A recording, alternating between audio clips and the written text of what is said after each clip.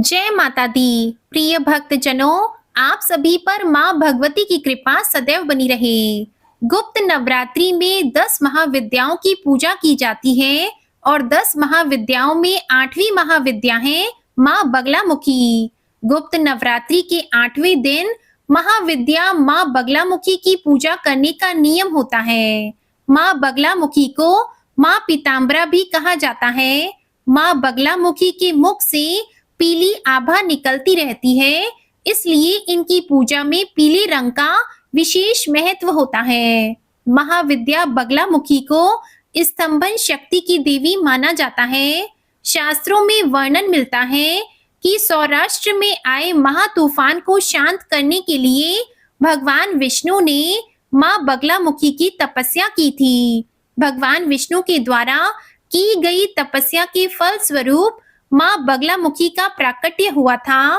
विशेष रूप से शत्रु और विरोधियों को परास्त करने या मुकदमे में जीत हासिल करने के लिए माँ बगलामुखी की उपासना अचूक मानी जाती है। माँ बगलामुखी की पूजा करने में कुछ सावधानियां भी रखनी चाहिए, जैसे कि महाविद्या बगलामुखी की पूजा तांत्रिक पूजा होती है, इसलिए बिना किसी गुरु के निर्देश के इनकी पूजा नहीं करनी चाहिए। कभी भी माँ बगलामुखी की पूजा किसी के नाश के लिए नहीं करनी चाहिए। माँ बगलामुखी की पूजा में हमेशा पीले आसन, पीले वस्त्र, पीले फल और पीले ही नैवेद्य का प्रयोग करना चाहिए और माँ बगलामुखी के मंत्र का जाप करने के लिए हमेशा हल्दी की माला का प्रयोग करना चाहिए और माँ की पूजा हमेशा सायंकाल या मध्य रात्रि में करनी चाहिए। अगर आप अपने शत्रु और विरोधियों को शांत करना चाहते हैं, तो माँ बगलामुखी के जन्मोत्सव और गुप्त नवरात्रि में इनकी पूजा जरूर करें। महाविद्या बगलामुखी की साधना करने के लिए स्नान करने के बाद शुद्ध पीले वस्त्र धारण करें। अब अपने घर में किसी एकांत या पूजा कक्ष में पूर्व दिशा की ओर मुंह करके बैठ जाएं। बैठने के लिए हमेशा पीले रंग के ऊनी आसन का प्रयोग करें। अपने सामने लकड़ी की एक चौकी रखें, उसके ऊपर गंगा जल छिड़ककर उसे शुद्ध करें। अब चौकी पर पीले रंग का वस्त्र बिछाकर उस पर एक प्लेट रखें। प्लेट में हल्दी से षटकोण बनाएं। इस षटकोण में पीली सरसों रखकर उसके ऊपर सिद्ध प्राण प्रतिष्ठा युक्त बगलामुखी यंत्र की स्थापना करें। इसके बाद बगलामुखी यंत्र के सामने गाय के घी का दीपक जलाएं और बगलामुखी यंत्र का पूजन करें। पूजन करने के बाद बगलामुखी कवच का पाठ जरूर करें। माँ बगलामुखी की साधना 11 दिन तक की जाती है और इनकी साधना करते समय साधक को पूरी श्रद्धा और आस्था के साथ सभी नियमों का पालन जरूर करना चाहिए। पूजन करने के बाद हवन करें। माँ बगलामुखी के हवन में पीली सरसों, हल्दी, पीले पुष्प, शुद्ध गाय का घी मिलाकर हवन कुंड में आहुति दें। हवन पूरा करने के बाद अपने घर के मंदिर में माँ बगलामुखी यंत्र की स्थापना कर दें या फिर आप इस मंत्र को गले में भी धारण कर सकते हैं। पूजा और हवन में बची हुई पूजा सामग्री को किसी बहती हुई नदी में या जल में प्रवाहित कर दें।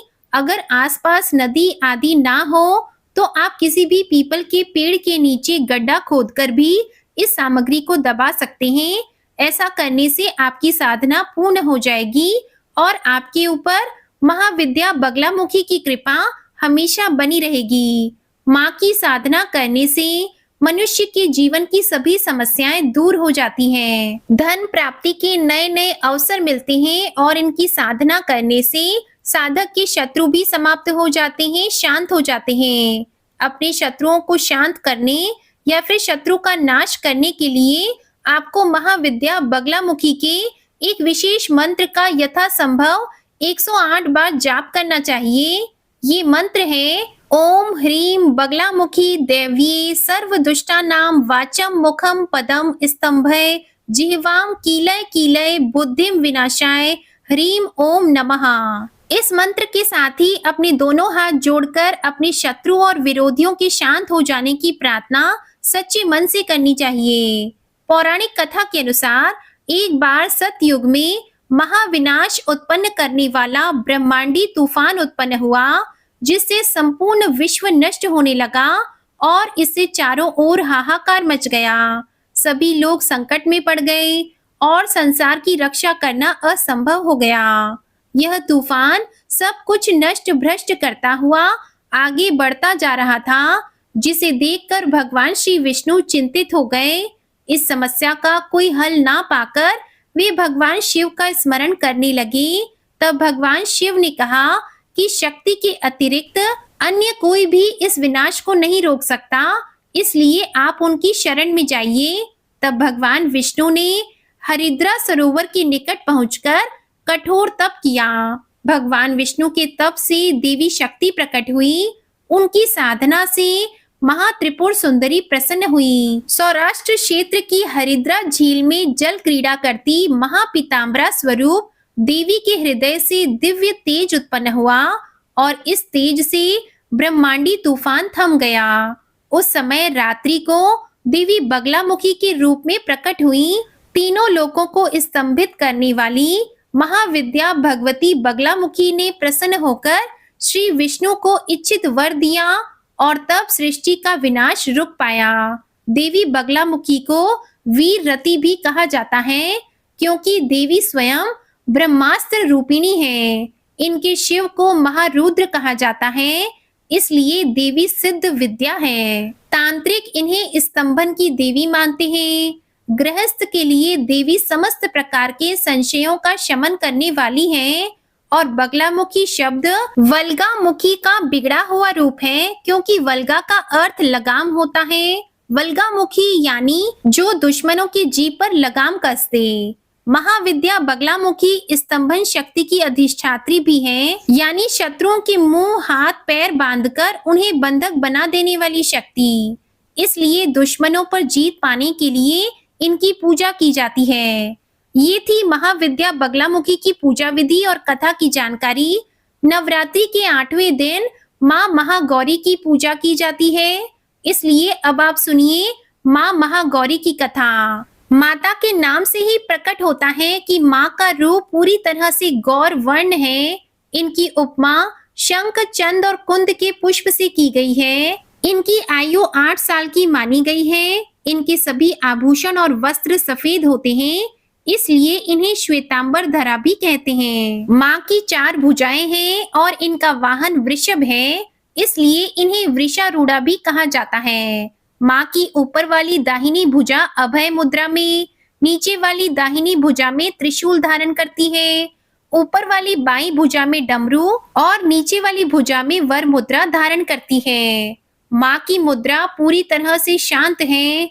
पति रूप में भगवान शिव को प्राप्त करने के लिए महागौरी ने कठिन तपस्या की थी।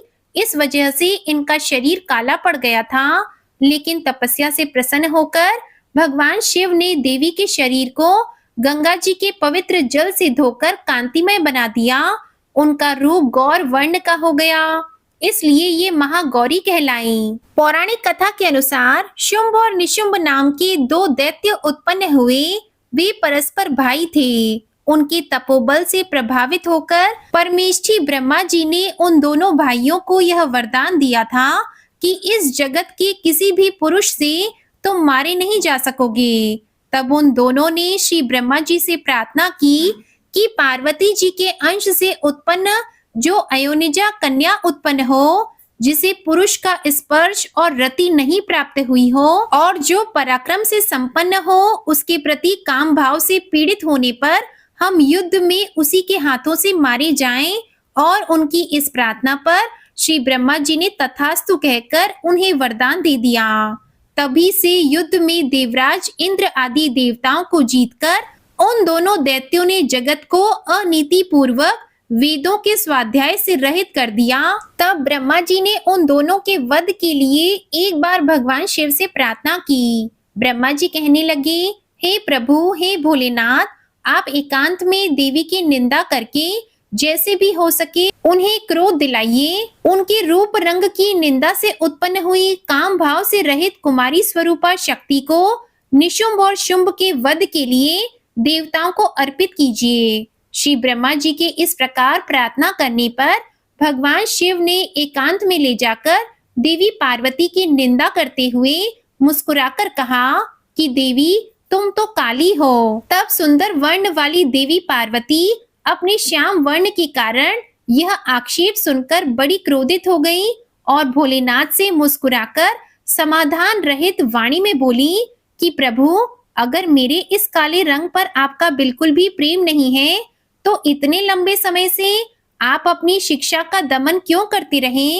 कोई स्त्री कितनी ही सर्वांग सुंदरी क्यों ना हो, अगर पति का उसके प्रति प्रेम ना हुआ, तो अन्य समस्त गुणों के साथ उसका तो जन्म लेना ही व्यर्थ हो जाता है। और आपने मेरे जिस रूप रंग की इस एकांत में निंदा की है, अब मैं उस वर्ण को त्याग कर दूसरा वर्ण ग्रहण करूंगी या फिर मैं स्वयं ही मिट जाऊंगी। ऐसा कहकर देवी पार्वती शैया से उठकर खड़ी हो गई और तपस्या के लिए दृढ़ निश्चय करके गदगद कंठ से जाने की आज्ञा मांगने लगी।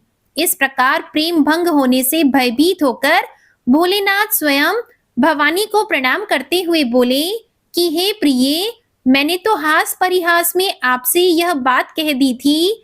मेरे इस अभिप्राय को ना जानकर तुम कुपित क्यों हो गई हो? अगर आपका मुझ पर प्रेम नहीं होगा तो बताओ मेरा किस पर हो सकता है? आप इस जगत की माँ हो और मैं पिता हूँ, मैं अधिपति भी हूँ। फिर तुम पर मेरा प्रेम ना होना भला कैसे संभव हो सकता है? हम दोनों का वह प्रेम भी क्या कामदेव की प्रेरणा से हुआ है? बिल्कुल नहीं, क्योंकि कामदेव की उत्पत्ति से पहले ही जगत की उत्पत्ति हुई है और कामदेव की सृष्टि तो मैंने साधारण लोगों की रति करने के लिए की है। कामदेव मुझे साधारण देवता के समान मानकर मेरा कुछ कुछ तिरस्कार करने लगा था, इसलिए मैंने उसे भस्म कर दिया और हम दोनों का यह लीला विहार भी जगत की रक्षा करने के लिए ही है। अतः उसी के लिए आज मैंने तुम्हारे प्रति यह परिहास पूर्वक बातें कह दी और मेरे इस कथन की सत्यता कि मैंने तुम्हें काली कलूटी क्यों कहा, जल्दी ही तुम्हें पता चल जाएगा। तब देवी कहने लगी, हे भगवान, पति के प्यार से वंचित होने पर जो नारी अपने प्राणों का भी परित्याग नहीं कर देती, वह कुलांगना और शुभ लक्षणा होने पर भी सत्पुरुषों द्वारा निंदित ही समझी जाती है। मेरा शरीर गौर वर्ण का नहीं, इस बात को लेकर आपको बड़ा दुख होता है। नहीं तो क्रीड़ा में या परिहास में भी आप मुझे इस प्रकार काली कलूटी क्यों कहते? मेरा कालापन आपको प्रिय नहीं है और इसलिए अब यह सत्पुरुषों द्वारा भी निंदित है। अब तपस्या द्वारा इसका त्याग किए बिना मैं यहाँ नहीं रह सकती। देवी को क्रोधित हुआ देखकर भगवान शिव बोले, देवी, अगर अपनी शांता को लेकर तुम्हें इस प्रकार दुख हो रहा है, तो इसके लिए तुम्हें तपस्या करने की भला क्या आवश्यकता है? तुम मेरी अपनी इच्छा मात्र से दूसरे वर्ण की हो जाओ।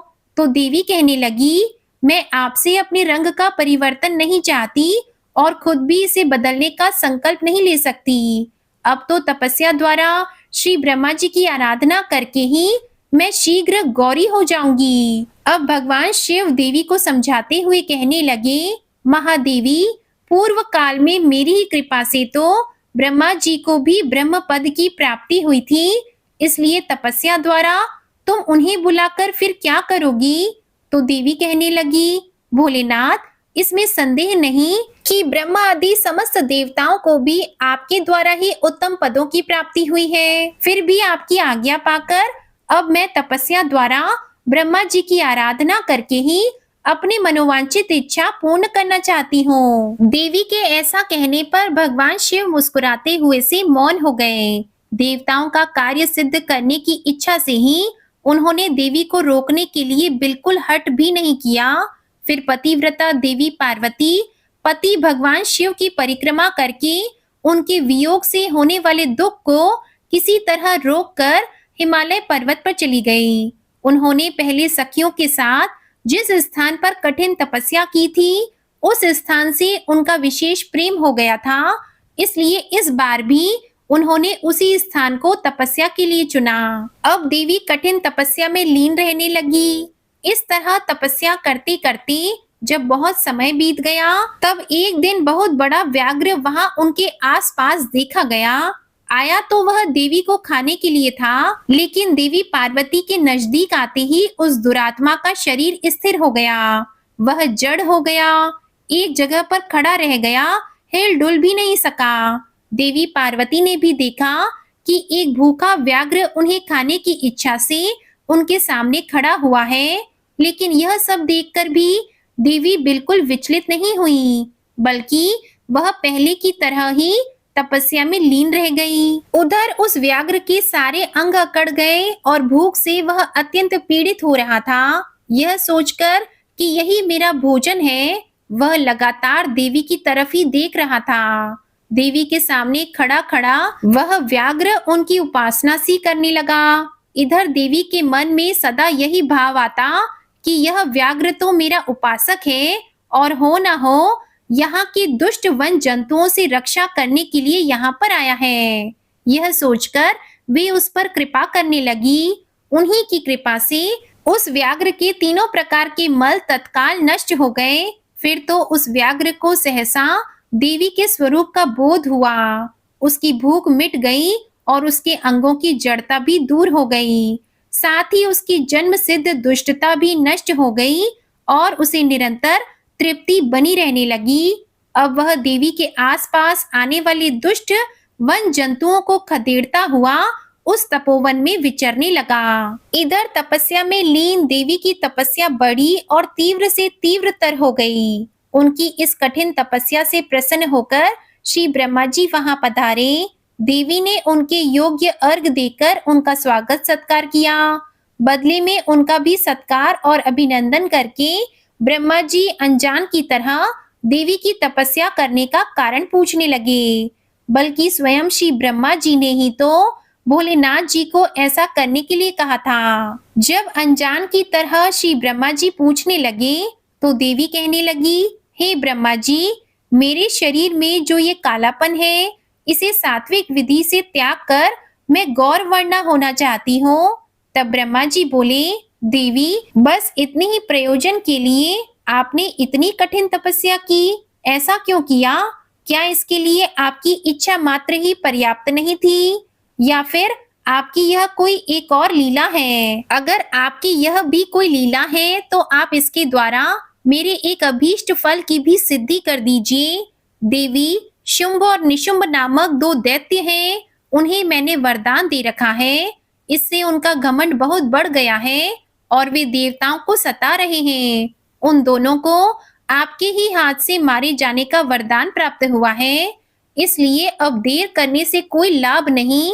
अब आप क्षण भर के लिए सुस्थिर हो जाइए। जो शक्ति रची या छोड़ी जाएगी वही उन दोनों के लिए मृत्यु हो जाएगी। ब्रह्मा जी के इस प्रकार प्रार्थना करने पर गिरिराज कुमारी देवी पार्वती सहसा अपनी काली त्वचा के आवरण को उतारकर गौर वर्णा हो गई। काली त्वचामय आवरण रूप से त्यागी गई जो उनकी शक्ति थी, उसका नाम कौशिकी हुआ और वह काले मेघ के समान कांति वाली कृष्ण वर्णा कन्या हो गई। देवी की वह महामयी शक्ति ही योग निद्रा और वैष्णवी कहलाती है। उनकी 8 बड़ी बड़ी भुजाएं थीं, जिसमें उन्होंने शंख, चक्र और त्रिशूल आदि आयुध धारण कर रखे थे। फिर देवी ने अपनी सनातन शक्ति को श्री ब्रह्मा जी के हाथ में दे दिया और वही देवी शुंभ और निशुंभ का वध करने वाली हुई। तब ब्रह्मा जी ने देवी को सवारी के लिए प्रबल सिंह प्रदान किया, जो कि उनके साथ ही आया था। उस देवी के रहने के लिए श्री ब्रह्मा जी ने विंध्यगिरि पर वास स्थान दिया और वहां नाना प्रकार के उपचार से उनकी पूजा की। फिर देवी ने श्री ब्रह्मा जी से उस व्याघ्र के लिए भी प्रार्थना की और कहा, हे ब्रह्मा जी, यह व्याघ्र अब मेरी शरण में आ गया है, इसलिए अब मैं इसका त्याग नहीं कर सकती। इसलिए अब इस व्याघ्र को भी मेरे साथ रहने की आज्ञा प्रदान करें। अब देवी गौर वर्ण धारण करके अपने पति के पास अर्थात कैलाश पर्वत की ओर वापस चल दी। भोलेनाथ के पास पहुंचकर देवी ने उनसे कहा कि देव, यह व्याघ्र मैं आपके लिए भेंट लाई हूँ, आप इसे देखें। इसके समान मेरा उपासक दूसरा कोई नहीं और इसने दुष्ट जंतुओं के समूह से तपोवन में मेरी रक्षा की थी और यह तो मेरा अनन्य भक्त है। और जरा देखिए तो, मेरी प्रसन्नता के लिए ये अपना देश छोड़कर भी यहाँ आ गया है। महेश्वर, अगर आपको मेरे आने से यहाँ प्रसन्नता हुई है और अगर आप मुझसे अत्यंत प्रेम करते हैं, तो मैं चाहती हूँ कि यह व्याघ्र नंदी की आज्ञा से मेरे अंतःपुर के द्वार पर अन्य रक्षकों के साथ रहकर उन्हीं के चिन्ह धारण करके सदा स्थिर रहें। जब भगवान शिव ने कहा कि देवी, मैं अत्यंत प्रसन्न हूँ, फिर तो ऐसा कहते ही वह व्याघ्र उसी क्षण लचकती हुई स्वर्ण जटित बेत की छड़ी, रत्नों से जड़ित विचित्र कवच, सर्प की सी आकृति वाली छुरी और रक्षकोचित वेश धारण करके गणाध्यक्ष के पद पर प्रतिष्ठित दिखाई दिया। उसने उमा सहित महादेव और नंदी को भी आनंदित किया था, इसलिए वह व्याघ्र सोम नंदी नाम से विख्यात हुआ। प्रेम से बोलिए माता महागौरी की जय। अब सुनिए श्री महिषासुर मर्दिनी स्तोत्र का हिंदी अनुवाद। हे हिमालय राज की कन्या, विश्व को आनंद देने वाली, नंदी गणों के द्वारा नमस्कृत, गिरिवर विंध्याचल के शिखर पर निवास करने वाली, भगवान विष्णु को प्रसन्न करने वाली, इंद्रदेव के द्वारा नमस्कृत, भगवान नीलकंठ की पत्नी, विश्व में विशाल कुटुंब वाली और विश्व को संपन्नता देने वाली, हे महिषासुर का मर्दन करने वाली भगवती, अपने बालों की लता से आकर्षित करने वाली, पर्वत की पुत्री, आपकी जय हो, जय हो, जय हो। देवों को वरदान देने वाली, दुर्धर और दुर्मुख असुरों को मारने वाली और स्वयं में ही प्रसन्न रहने वाली, तीनों लोकों का पोषण करने वाली, शंकर को संतुष्ट करने वाली, पापों को हरने वाली और घोर गर्जना करने वाली,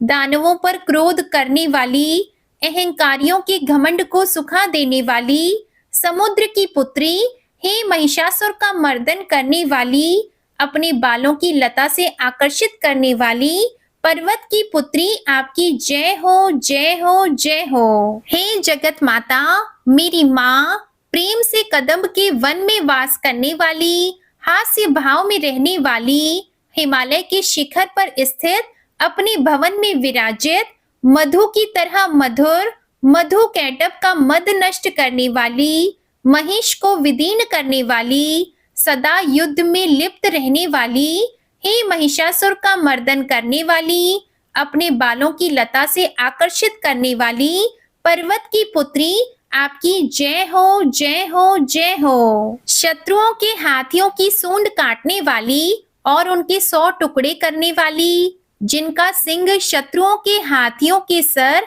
अलग अलग टुकड़े कर देता है, अपनी भुजाओं के अस्त्रों से चंड और मुंड के शीश काटने वाली, हे महिषासुर का मर्दन करने वाली, अपने बालों की लता से आकर्षित करने वाली, पर्वत की पुत्री, आपकी जय हो, जय हो, जय हो। रण में मदोन्मत्त शत्रुओं का वध करने वाली, अजर अविनाशी शक्तियां धारण करने वाली, प्रमथनाथ शिव की चतुराई जानकर उन्हें अपना दूत बनाने वाली, दुर्मति और बुरे विचार वाले दानव के दूत के प्रस्ताव का अंत करने वाली, हे महिषासुर का मर्दन करने वाली, अपने बालों की लता से आकर्षित करने वाली, पर्वत की पुत्री, आपकी जय हो, जय हो, जय हो। शरणागत शत्रुओं की पत्नियों के आग्रह पर उन्हें अभय दान देने वाली, तीनों लोकों को पीड़ित करने वाले, दैत्यों पर प्रहार करने योग्य त्रिशूल धारण करने वाली, देवताओं की दुंदुभी से दुमी दुमी की ध्वनि को सभी दिशाओं में व्याप्त करने वाली, हे महिषासुर का मर्दन करने वाली, अपने बालों की लता से आकर्षित करने वाली, पर्वत की पुत्री, आपकी जय हो, जय हो, जय हो। मात्र अपनी हुंकार से धूम्र लोचन राक्षस को धुएं के समान भस्म करने वाली, युद्ध में कुपित रक्त बीज के रक्त से उत्पन्न अन्य रक्त बीजों का रक्त पीने वाली, शुंभ और निशुंभ दैत्यों की बलि से शिव और भूत प्रेतों को तृप्त करने वाली, हे महिषासुर का मर्दन करने वाली, अपने बालों की लता से आकर्षित करने वाली, पर्वत की पुत्री, आपकी जय हो, जय हो, जय हो। युद्ध भूमि में जिनके हाथों में कंगन धनुष के साथ चमकते हैं, जिनके सोने के तीर शत्रुओं को विदीर्ण करके लाल हो जाते हैं और उनकी चीख निकालते हैं। चारों प्रकार की सेनाओं, हाथी, घोड़ा, पैदल और रथ का संहार करने वाली, अनेक प्रकार की ध्वनि करने वाले बटुकों को उत्पन्न करने वाली, हे महिषासुर का मर्दन करने वाली, अपने बालों की लता से आकर्षित करने वाली, पर्वत की पुत्री, आपकी जय हो, जय हो, जय हो। देवांगनाओं के तथा थे आदि शब्दों से युक्त भावमय नृत्य में मग्न रहने वाली, कुकुत अड्डी विभिन्न प्रकार की मात्राओं वाले, ताल वाले स्वर्गीय गीतों को सुनने में लीन, मृदंग की धू धुकुट धीमी धीमी आदि गंभीर ध्वनि सुनने में लिप्त रहने वाली, हे महिषासुर का मर्दन करने वाली, अपने बालों की लता से आकर्षित करने वाली, पर्वत की पुत्री, आपकी जय हो, जय हो, जय हो। जय जयकार करने और स्तुति करने वाले समस्त विश्व के द्वारा नमस्कृत, अपने नुपुर के झन झन और झिमझिम शब्दों से भूतपति महादेव को मोहित करने वाली, नटी नटों के नायक अर्धनारीश्वर के नृत्य से सुशोभित नाट्य में तल्लीन रहने वाली, हे महिषासुर का मर्दन करने वाली, अपने बालों की लता से आकर्षित करने वाली, पर्वत की पुत्री, आपकी जय हो, जय हो, जय हो। आकर्षक कांति के साथ अति सुंदर मन से युक्त और रात्रि के आश्रय अर्थात चंद्रदेव की आभा को अपने चेहरे की सुंदरता से फीका करने वाली, काले भंवरों के समान सुंदर नेत्रों वाली, हे महिषासुर का मर्दन करने वाली, अपने बालों की लता से आकर्षित करने वाली, पर्वत की पुत्री, आपकी जय हो, जय हो, जय हो। महायोद्धाओं से युद्ध में चमेली के पुष्पों की भांति कोमल स्त्रियों के साथ रहने वाली तथा चमेली की लताओं की भांति कोमल भील स्त्रियों से जो झिंगूरों के झुंड की भांति घिरी हुई हैं, चेहरे पर खुशी से उत्पन्न उषा काल के सूर्य और खिले हुए लाल पुष्प के समान मुस्कान वाली, हे महिषासुर का मर्दन करने वाली, अपने बालों की लता से आकर्षित करने वाली, पर्वत की पुत्री, आपकी जय हो, जय हो, जय हो। जिसके कानों से लगातार मद बहता रहता है, उस हाथी के समान उत्तेजित, हे गजेश्वरी, तीनों लोकों के आभूषण, रूप, सौंदर्य, शक्ति और कलाओं से सुशोभित, हे राजपुत्री, सुंदर मुस्कान वाली स्त्रियों को पाने के लिए मन में मोह उत्पन्न करने वाली, कामदेव की पुत्री के समान, हे महिषासुर का मर्दन करने वाली, अपने बालों की लता से आकर्षित करने वाली, पर्वत की पुत्री, आपकी जय हो, जय हो, जय हो। जिनका कमल दल पंखुड़ी के समान कोमल, स्वच्छ और कांति से युक्त मस्तक है, हंसों के समान जिनकी चाल है, जिनसे सभी कलाओं का उद्भव हुआ है, जिनके बालों में भंवरों से घिरे कुमुदनी के फूल और बकुल पुष्प सुशोभित हैं, उन महिषासुर का मर्दन करने वाली, अपने बालों की लता से आकर्षित करने वाली, पर्वत की पुत्री, आपकी जय हो, जय हो, जय हो। जिनके हाथों की मुरली से बहने वाली ध्वनि से कोयल की आवाज भी लज्जित हो जाती है, जो खिले हुए फूलों से रंगीन पर्वतों से विचरती हुई पुलिंद जनजाति की स्त्रियों के साथ मनोहर गीत जाती है, जो सद्गुणों से संपान शबरी जाति की स्त्रियों के साथ खेलती हैं, उन महिषासुर का मर्दन करने वाली, अपने बालों की लता से आकर्षित करने वाली, पर्वत की पुत्री, आपकी जय हो, जय हो, जय हो। जिनकी चमक से चंद्रमा की रोशनी फीकी पड़ जाए, ऐसे सुंदर रेशम के वस्त्रों से जिनकी कमर सुशोभित है, देवताओं और असुरों के सर झुकने पर उनके मुकुट की मणियों से जिनके पैरों के नाखून चंद्रमा की भांति दमकते हैं, और जैसे सोने के पर्वतों पर विजय पाकर कोई हाथी मदोन्मत्त होता है, वैसे ही देवी के उरोज कलश की भांति प्रतीत होते हैं। ऐसी हे महिषासुर का मर्दन करने वाली, अपने बालों की लता से आकर्षित करने वाली, पर्वत की पुत्री, आपकी जय हो, जय हो, जय हो। सहस्त्रों दैत्यों के सहस्त्रों हाथों से सहस्त्रों युद्ध जीतने वाली और सहस्त्रों हाथों से पूजित सुर तारक उत्पन्न करने वाली, उसका तारकासुर के साथ युद्ध कराने वाली, राजा सुरत और समाधि नामक वैश्य की भक्ति से समान रूप से संतुष्ट रहने वाली, हे महिषासुर का मर्दन करने वाली, बालों की लता से आकर्षित करने वाली, पर्वत की पुत्री, आपकी जय हो, जय हो, जय हो। जो भी आपके दयामय पद कमलों की सेवा करता है, हे कमला, हे लक्ष्मी, वह व्यक्ति कमल निवास यानी धनी कैसे न बने।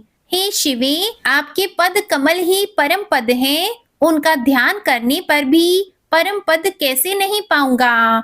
हे महिषासुर का मर्दन करने वाली, बालों की लता से आकर्षित करने वाली, पर्वत की पुत्री, आपकी जय हो, जय हो, जय हो। सोने के समान चमकते हुए नदी के जल से जो आपके रंग भवन में छिड़काव करेगा, वो शची अर्थात इंद्राणी के वक्ष से आलिंगित होने वाले इंद्र के समान सुखानुभूति क्यों ना पाएगा। हे वाणी, हे महासरस्वती, आप में मांगल्य का निवास है, मैं आपके चरण में शरण लेता हूँ। हे महिषासुर का मर्दन करने वाली, बालों की लता से आकर्षित करने वाली, पर्वत की पुत्री, आपकी जय हो, जय हो, जय हो। आपका निर्मल चंद्र समान मुख चंद्रमा का निवास है, जो सभी अशुद्धियों को दूर कर देता है। नहीं तो क्यों मेरा मन इंद्रपुरी की सुंदर स्त्रियों से विमुख हो गया है। मेरे मत के अनुसार आपकी कृपा के बिना शिव नाम के धन की प्राप्ति कैसे संभव हो सकती है। हे महिषासुर का मर्दन करने वाली, बालों की लता से आकर्षित करने वाली, पर्वत की पुत्री, आपकी जय हो, जय हो, जय हो। हे दीनों पर दया करने वाली उमा, मुझ पर भी दया कर ही दो। हे जगत जननी, जैसे आप दया की वर्षा करती हो, वैसे ही तीरों की वर्षा भी करती हो। इसलिए इस समय जैसा आपको उचित लगे वैसा करो, मेरे पाप और ताप दूर करो। हे महिषासुर का मर्दन करने वाली, बालों की लता से आकर्षित करने वाली, पर्वत की पुत्री, आपकी जय हो, जय हो, जय हो।